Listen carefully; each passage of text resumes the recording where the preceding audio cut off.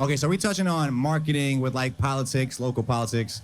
I think something that we've maybe spoken on like a bit before is, so we have a lot of, I feel like, great talent in this area, and we're all, I would say, doing our part to reach outside of this area. Mm-hmm. And sometimes we can all focus on trying to reach outside the area. But I think there's a lot of people here that just don't know about us. Yes. Like I had a conversation with Young Crazy before, and he was telling me how, like, he was using Atlanta as an example. If you're a big artist in Atlanta, you can just tour Atlanta and make a living. That's a fact. We don't really Texas. have that circuit here yet. Yeah. I feel like we can create a circuit like that. How can we reach the everyday person out here and let them know that there's cool shit going on in their backyard? Like, I think we spoke on it before. Like, you came from street marketing. Yeah. From Def Jam street marketing. Yeah. Right now, a lot of our marketing is online. Do we need to go back to this street marketing, like, person-to-person way of getting people involved? The sweet spot is doing both. Okay. It's never been an either or. I don't even understand that, right? So, again, like you said, I came from street promotion, so literally handing out flyers, putting up posters, which is really effective, right? But a lot of people are on social media now. What the label did, and I was actually there. I'm the last generation of street reps for a record label where I saw them switch over from, we're not sending you no more posters. Everything now is you sending an email to a DJ. And I didn't necessarily like it, but I didn't really have enough influence to do anything about it. But I saw the changeover. No more vinyl, giving to DJs. We just send the MP3s now. Why do you think they didn't do both, like you're saying? Why do you think they just did a hard switch? To save money. Okay. Yeah, marketing is really expensive. It's expensive. Like, really expensive. I mean, you get a print ad somewhere and you're talking $3,000 for like a half-page ad in something little, like in the newspaper. Yeah, like, it's crazy. Yeah. So social media is really easy, but like with the algorithms and everything, like your reach doesn't go as far. Everyone's on social media now. You're competing against everything else, and you only hold people's attention for like such a short amount of time on social media. You really, as Batman said, you have to be all over the place, and we don't have money for that. Yeah. You know. I mean, here's the way to look at it. A lot of people get their information from social media, but not everybody, right? There are just as many people, if not more, right, that get their information from word of mouth, from just calling somebody on the phone, conversations they have moving around, or a billboard they see, stuff in real life, right? To make sure that you don't miss anybody, you should have a comprehensive plan that covers both, so you get the most amount of coverage and impact for the money that you're spending on your marketing. How does street marketing look in 2024, if that was a thing? To me, I like what people are doing with the mobile billboard trucks. I like that. I've actually seen some mobile billboard bicycles. I think I want to start using those, like on the boardwalk. They kind of utilize those. Or when people do like Where's the billboard at on the bike? How does that look? on Oceanfront, Virginia Beach. I'm saying like it's hanging like a flag hanging off the back. It's like a little trailer on the back of a bike. Okay. I seen that and I stopped and I was like, as soon as I started following, I'm like, yep, that'll work. Where the fuck you get that bike from, bro? It's now going to be a line item and something I do in the future for sure. But again, I think it's just a mixture of both. So there are the digital billboard ads that you see on the highway. There are flyers and posters, which will never be a bad move. Because if you put some physical posters at the right intersections around Hampton Roads, that will always work. Think about this. When's the last time you've seen a bunch of posters on poles around Hampton Roads? I guess the only time I see it is for like politics stuff. Exactly. So vote for this mayor, vote for this governor. So if somebody started doing it tomorrow, they would be leaps and bounds ahead of everybody else if they were also doing some social media because they're doing more. Yeah. They're doing more than the average artist. I would say I think that's why like Lava Fest will have like a lot of people at those. There's like certain groups that like are doing it because often I think that like maybe they have a little bit older audience and so like they're like just kind of going in that lane a little bit more than maybe the younger people are. Yeah. But it's there. I mean, if you go into every coffee shop or every like whatever, every bar you go into, whatever, and you're seeing the same image over and over and over, and then you see it pop up on social media and you see it pop up, Repetition. you're going to remember that shit,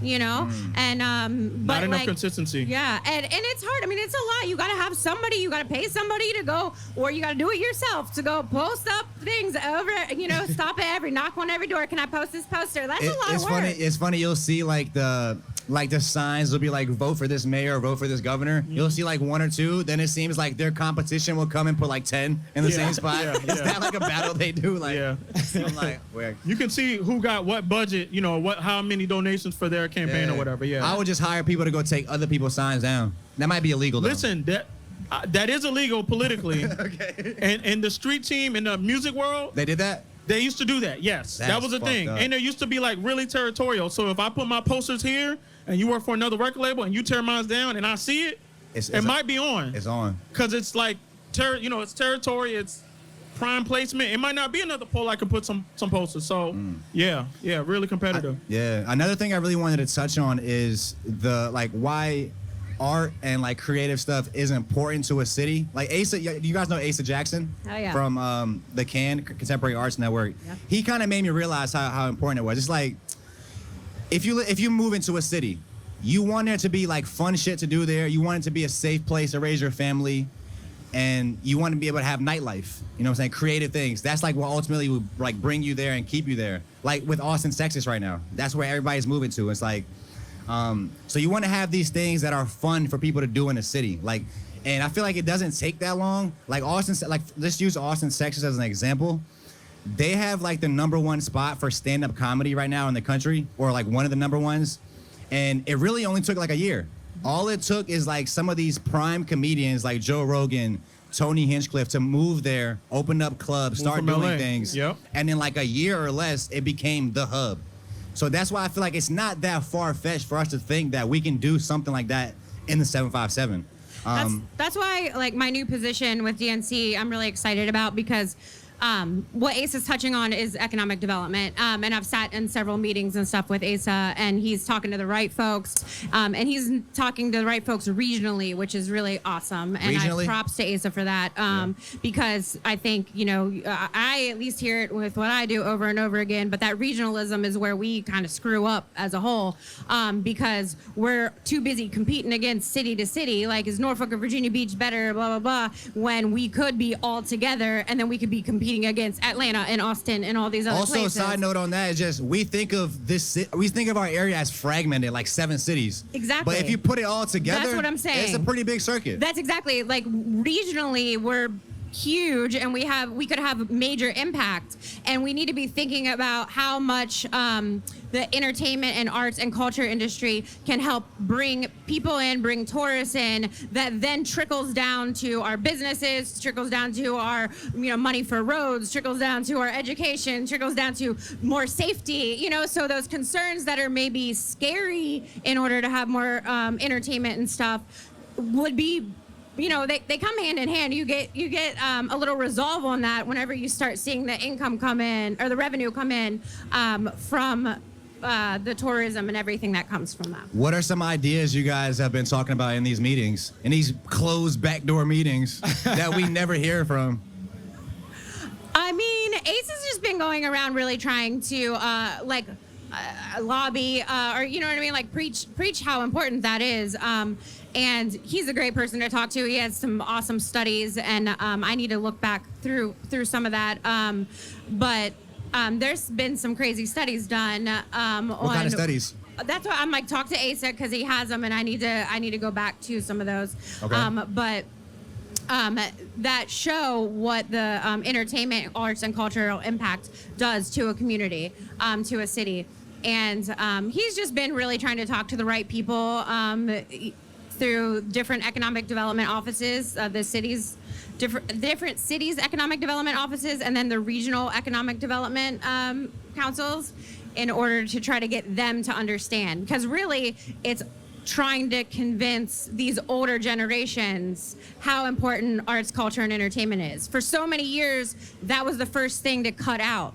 Why? Because it seems like it's just fun. It seems like, fun is important, though. Right, but whenever you're comparing it to education and safety and all that stuff, in many people's minds, it's the first thing to cut. You're like, we don't need the fun. It's just, think about if you're making a budget at home, what do you cut out? You start cutting out your Netflix and your, you know what I mean? Nah, don't cut out the fucking Netflix. We need a Netflix. That's not getting cut out. Right. That's how our generations, I think, right. Because we're like, well, we're not going to be productive if we don't have the fun to balance that, Yeah. But, that stuff is what drives creativity in everyone. It's what makes us excited. It's what makes people come. And it's been really easy to think of those higher art organizations as the things that drive. Like, no one has any problem thinking about if Virginia Arts Fest is going to bring in enough money towards our taxes and how important that is. But we have to think about like the little guys The too. underground scene. Yes. Yeah. And how important that is. A lot of the, like, if you're looking at mainstream music and stuff, a lot of that culture starts in the underground and it kind of trickles its way up to the mainstream. A lot of times it gets stolen from the underground and they'll copy the same things that they're doing. Did you want to add anything to that? I mean, I think that there's a lot of truth to what you're saying. I mean, anything that sounds trendy. I mean, a lot of times when the majors, like major artists, if they start running out of ideas, they're going to look for inspiration somewhere. And a lot of times it does come from the underground. So, I mean, I'm not going to say no name. I'm about to say a name, but I'm not going to say no names. But it does happen a lot more than you would think, for sure. Being someone that's been out here on the creative scene for, like, I think, like 20 years. 21 years. Yeah. What do you think? Because I've been creating out here probably since, like, 2017, 18, so not as long as you, but decent amount of time. What are some things you noticed that have changed about our scene, maybe positive or negative, like, since you started to now? I mean, really, it's not really too much negative. Everything has basically been for the positive. For one, it used to be competitive in the bad way. And what do you mean by that? Where things could get physical if somebody felt like somebody else's movement was gaining a lot of traction and maybe theirs wasn't as much. Okay. Again, people would get territorial a little bit. There would be like a lot of backbiting and all that kind of stuff. Now, it is, I call it wartime, and now it's like peacetime. Everybody is a lot more collaborative than they used to be, like maybe 15 years ago, for sure. I think the talent level is about the same, if not a little bit more now. There's always been talent, but the ability or the people wanting to, really outreach, right? The really, hey, let's work on something together as a creative and an artist, or an artist and an artist, or a record label and a record label, or a promoter and a promoter. That didn't happen as much. And the fact that there's so much of that going on, and it's like really creating these new platforms, these new events, these new initiatives, it's like a time of peace. It's a time of creation, and I'm loving what I'm seeing. So I do my best, as I'm sure Careyann does, to encourage that as much as we can in where you guys can see it, but especially behind the scenes. I know we both probably take a lot of phone calls. Charlie, my wife, like everybody's probably taking a lot of phone calls trying to encourage, trying to facilitate, but it's worth it.